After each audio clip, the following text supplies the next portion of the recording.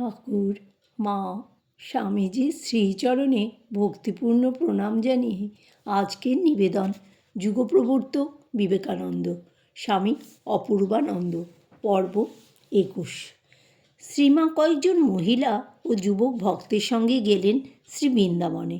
ঠাকুরকে কেন্দ্র করেই যুবক ভক্তগণ কাশীপুরে সমবেত হয়েছিলেন। ঠাকুর তাদের দীক্ষিত করেছিলেন ত্যাগের মন্ত্রে, কিন্তু তার দেহত্যাগের সঙ্গে সঙ্গেই তাদের মাথা গুঁজবার স্থান রইল না।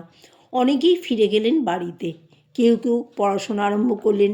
যোগিন ও লাটু শ্রী মায়ের সঙ্গে শ্রী বৃন্দাবনে গিয়েছেন। তারকও কয়েকদিন পরেই গেলেন বৃন্দাবনে। কাশীপুরের লীলা আপাতত শেষ হলো। নরেন্দ্রনাথের প্রাণ মহা অস্থির। ঠাকুর দেহত্যাগের পূর্বে সব যুবক ভক্তদের রক্ষণাবেক্ষণের ভার অর্পণ করেছিলেন তার উপর, অথচ তিনি তো কপর্দকহীন নিরুপায়। এদিকে তার বসতবাটি নিয়ে জ্ঞাতিদের সঙ্গে মামলায় জর্জরিত। কোথায় কিভাবে যুবক ভক্তদের একত্রিত করবেন সেই চিন্তা তার অন্তরকে আকুল করছে। ঠাকুরের শেষ আদেশটি রক্ষা করতে পারছেন না ভেবে তার প্রাণে শান্তি নেই। তিনি বলরাম মন্দিরকে কেন্দ্র করে ভক্তদের সঙ্গে আলাপ আলোচনা চালাচ্ছেন। এমন সময় এক অভাবনীয় উপায়ে শ্রী ঠাকুরের বিশেষ ইচ্ছায় সকল সমস্যার সমাধান হয়ে গেল।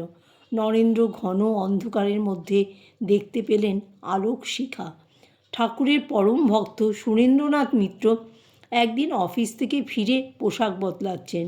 সবে সন্ধ্যা হয়েছে। এমন সময় ঠাকুর সূক্ষ্মদেহে আবির্ভূত হয়ে তাকে বললেন, সুরেন্দ্র, তুমি করছো কি?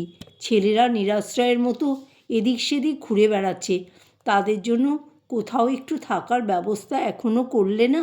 ওই দৈববাণী শুনে সুরেন্দ্র স্তম্ভিত। তখনই বের হলেন নরেন্দ্রের সন্ধানে। খোঁজাখুঁজির পরে বলরাম মন্দিরে তার দেখা পেলেন।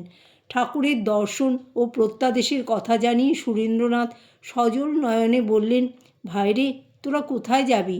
ঠাকুরের আদেশ, কোথাও একটা বাড়ি ভাড়া কর, সেখানে তোরা সকলে থাকবি। আমরা মাঝে মাঝে গিয়ে সংসারের জ্বালা জুড়াবো। আমি তো কাশীপুরে তার সেবার জন্য কিছু কিছু দিতাম, সেটা আর বন্ধ করব না।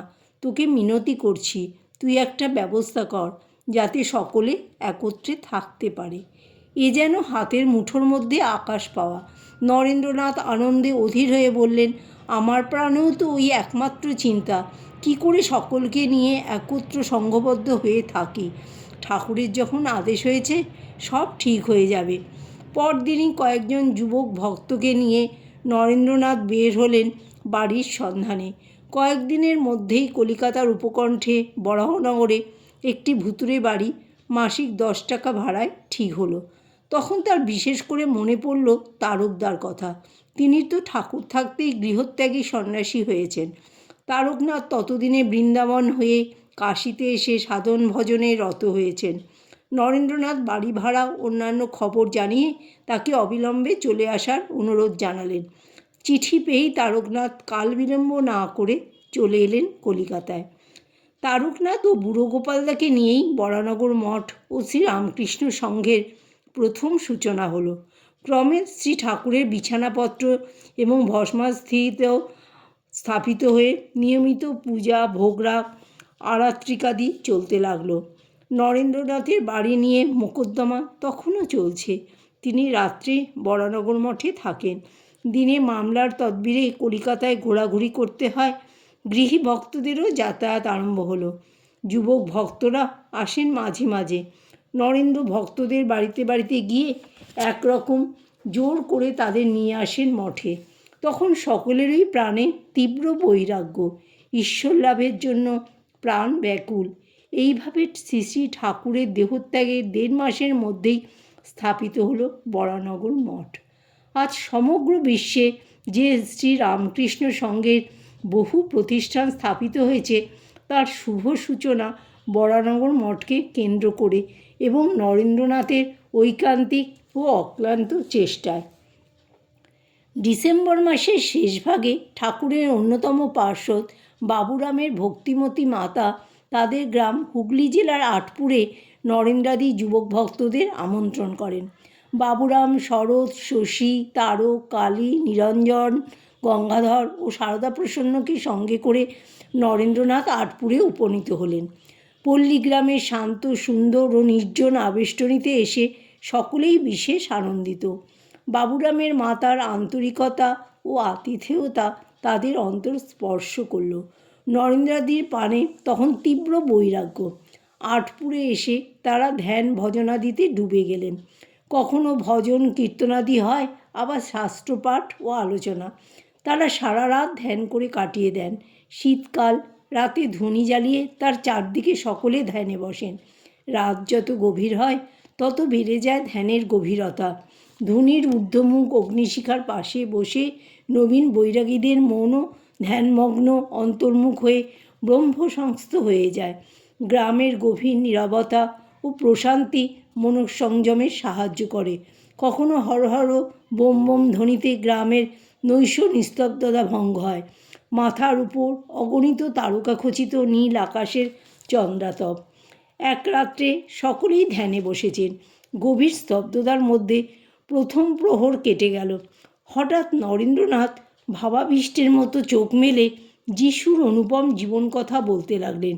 মেরিকোলে যিশুর আবির্ভাব, তার শৈশবের অনাড়ম্বর দিনগুলি, জর্ডন নদীর তীরে দীক্ষা, তার জ্বলন্ত ত্যাগ, তপস্যা, বৈরাগ্য, আত্ম অনুভূতি, শিষ্য সংগ্রহ ও প্রচার এমন প্রাণস্পর্শী ভাষায় নরেন্দ্রনাথ বর্ণনা করলেন যে সকলের প্রাণে যিশু যেন জীবন্ত রূপ ধরে আবির্ভূত হলেন। পরে যিশুর ত্যাগী সংঘ সংগঠনের কথা বলে তিনি গুরুভ্রাতাদের কাছে আবেদন জানালেন তারাও যেন প্রত্যেকে খ্রিস্টের আদর্শে অনুপ্রাণিত হন। পাপী তাপির ত্রাণকর্তা যিশু জগৎকে দুঃখমুক্ত করার জন্য ক্রুশবিদ্ধ হয়ে তিনি প্রাণত্যাগ করেছেন। তারাও যেন সর্বস্ব ত্যাগ করে জগতের কল্যাণে জীবন উৎসর্গ করেন। ধুনির সামনে দাঁড়িয়ে সকলেই শ্রী ভগবানের নামে সন্ন্যাসের শপথ গ্রহণ করলেন। আত্মনো মোক্ষার্থং জগদ্ধিতায় চ, এই তাদের সন্ন্যাস জীবনের আদর্শ। যিশু ও রামকৃষ্ণের জয়ধ্বনিতে চারিদিক মুখরিত হলো। শপথ গ্রহণের পরে তারা যখন জানলেন যে সেদিন 24শে ডিসেম্বর ক্রিসমাস ইভ, যিশুর জন্মের পূর্বদিন, তখন তাদের বিস্ময়ের অবধি রইল না। তারাও সন্ন্যাস জীবন যাপনের পবিত্র ব্রত গ্রহণ করেছেন। তাদেরও হলো নবজন্ম। জয় ঠাকুর, জয় মা, জয় স্বামীজি।